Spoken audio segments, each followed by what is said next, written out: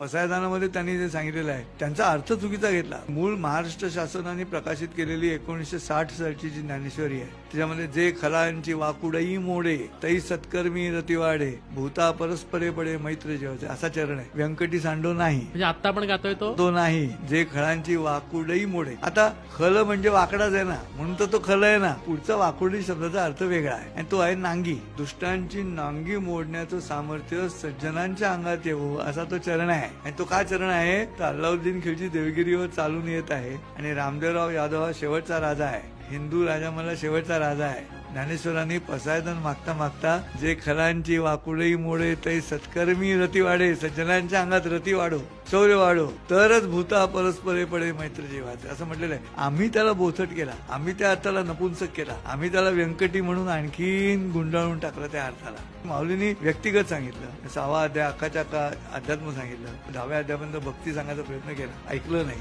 11वा अध्याय विश्वरूप दर्शन मग अजून घाबरला. 12वा अध्याय भक्ती मग छडी लागे छमछम विद्या ही गमगम.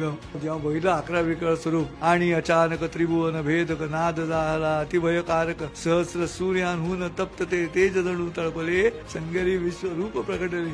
तेव्हा अर्जुनाच्या लक्षात आलं की हा मगापासून म्हणतो ते सत्य आहे दिसतं ते समोर. मग 12वा अध्याय भक्ती तयार झाली. राष्ट्र म्हणून जगत असताना माऊलींचे अर्थ सुद्धा या पद्धतीनं बघावे लागतील. आम्ही तसे बघितले नाहीत हा आमचा दोष आहे.